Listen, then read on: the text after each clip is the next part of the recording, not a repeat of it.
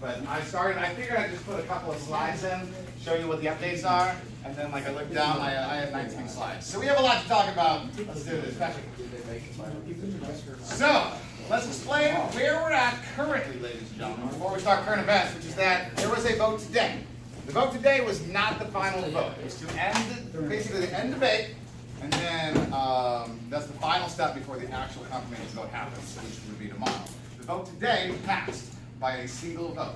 So tomorrow, we'll have the actual vote, and that's the one that's for all the money, ladies and gentlemen. We'll see what happens on Saturday. But if you guys want to meet back here tomorrow, around noon, we can have one more current event and see how it all goes. All right? Here we are, current event for today, ladies and gentlemen. The U.S. Senate met today to talk about, for the last time, Brett Kavanaugh and whether he should be on the Supreme Court or not. Now, a lot's been happening this week, so let's start off with public approval. They've been polling people in a number of different polls. How many people want Brett Kavanaugh approved as the new Supreme Court Justice of the United States? What percent? 34%. 65, you're on 34. That's a big difference. 51. It is 35%, ladies and gentlemen. It is quite low. Now, to be fair, there are a lot of other groups that have kind of come out against him in the last 24 hours. So, a majority of Americans don't see who want him as Supreme Court judge, but so did the American Bar Association. That is the group of all lawyers in America saying he should not be on the Supreme Court. And so did the National Council of Churches, which is 10,000 churches in America, as did 2,000 law professors, including some of his own teachers at Yale Law School, and so did the ACLU, and so did Amnesty International, which is that's not even an American group. And then just last night, one of the former Supreme Court Justice, John Paul Stevens, who retired from the bench, he says the guy shouldn't be on there either. And none of those people matter. It all comes down to just the Senate, right? Well, the Senate's actually had this kind of informal vote already called a whip count. And all we know is that it's mostly tied. It is like 48 to 48, ladies and gentlemen. All that matters are these last three remaining votes. Now, these are three Republicans. All the Democrats have already come out saying they're going to vote against him. But the deal is that they need two of these votes to pass him on and he becomes Supreme Court. If two people vote yes, he's on the Supreme Court. If two of them vote no, that's the end of it. He's done. He doesn't get to be on there anymore. And that vote happens probably tomorrow. That's it. I mean, it comes down to these three people. These are the two female Republican senators who both said they're undecided. And this is Jeff Flake, who has said in the past he's retiring. So like, there's no pressure on him to vote one way or the other. He can do whatever he wants. And he actually said he's the guy that asked for the FBI investigation. But what he said last night was that if he sees any evidence that Kavanaugh lied in Congress, like in that testimony, he will vote no on Kavanaugh. So this is the big ticket right here. These three people, two of them voting either yes or no. Now, what that really means is the issue now is not whether Kavanaugh committed that rape 35 years ago. You're never going to prove that one way or the other. This isn't a trial. What matters is, did he lie under oath? That is a felony to lie in front of Congress at any time. And we're going to talk about a little bit of that right now. So here's the thing. One of the big stars we haven't talked about yet is Mark Judge. This was Kavanaugh's best friend in high school. Well, Mark Judge became an alcoholic and a cocaine addict later in life, and he wrote a book about his life story, which was called Wasted, Tales of a Gen X Drunk. Now, in this book, which has become extremely popular at Amazon, copies of it are going for $2,000 a piece this week, because people want to find out if there's anything in there about Kavanaugh.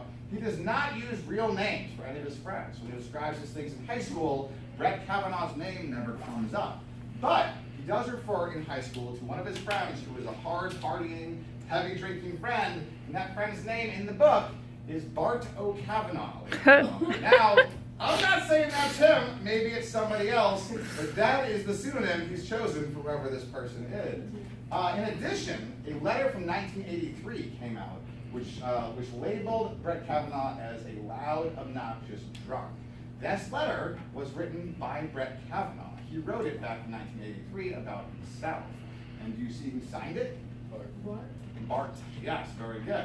Now again, maybe those things happened, maybe they didn't, but Brett Kavanaugh has testified under oath that he was not a big drinker in high school, that he never got blackout drunk, that this could not have happened. The other thing that people have been looking at is his yearbook. This is from the school yearbook, and in it, it talks about all the things he did and like his accomplishments. Well, one of those things in the school yearbook is called the Keg Club, the Keg City Club.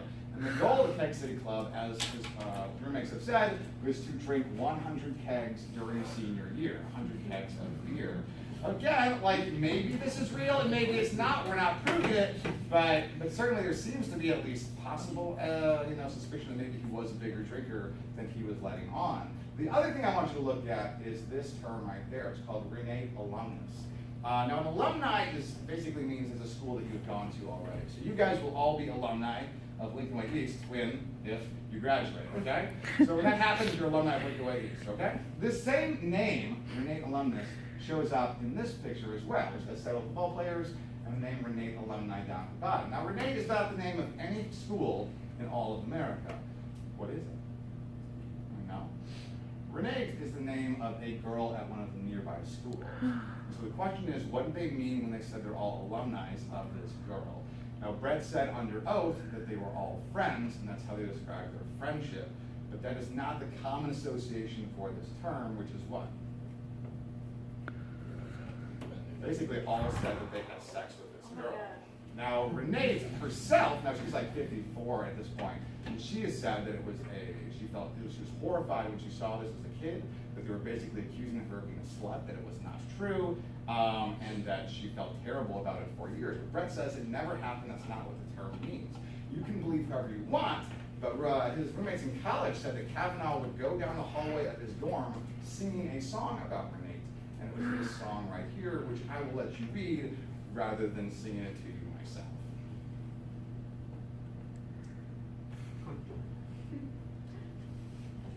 So, who is Brett Kavanaugh? Did he do these things?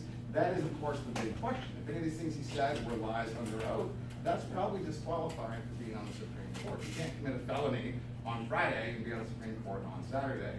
But it's up to the Senate to decide. Now, in addition to that, apparently it turns out he said that he had no idea of these charges, the sexual assault charges, until November 20th.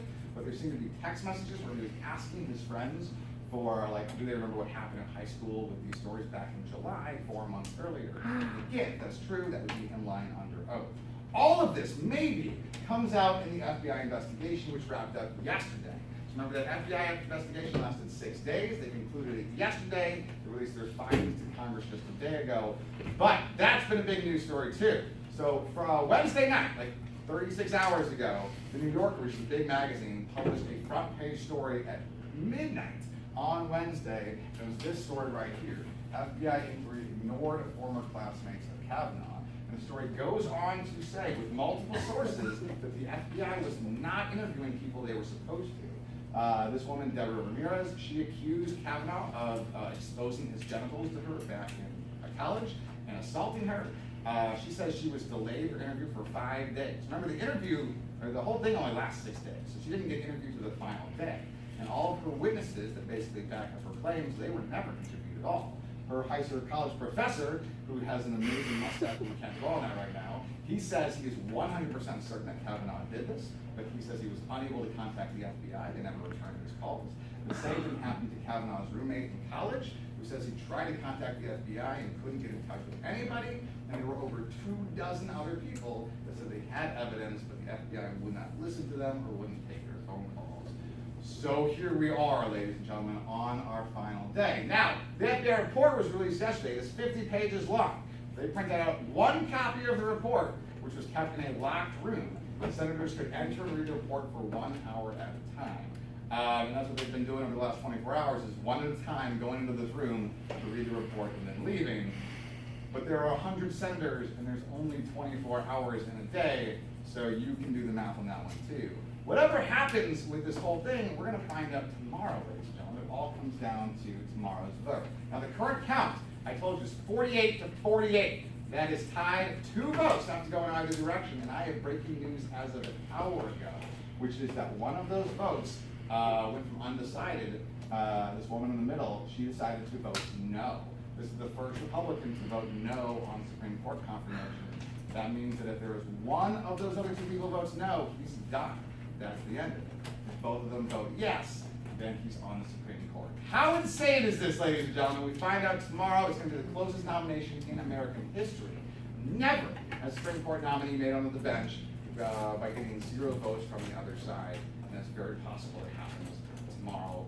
Whoa. Okay, so that's the question. We'll find out tomorrow. Obviously, we won't talk till Tuesday, but we'll see how the whole thing goes. I honestly have no idea. I think it is 50-50. Anything could happen. We'll see. I've never been this excited about the Supreme Court in my entire life. We'll see what happens tomorrow, okay? Last thing I'll leave you with is this, which is that you have to understand that this is not a trial. We're not trying to find out if Kavanaugh is guilty of crimes. This is a job interview. We're trying to decide, is this one of the 9 best judges in all of America? That's the question we are asking right now. And I heard on the radio someone said, basically, you have to ask, if you're the head of a company, would you hire this guy to work at your company? That's really what the question is. It's not a trial. We'll see, okay? All right, ladies and gentlemen, that's current events.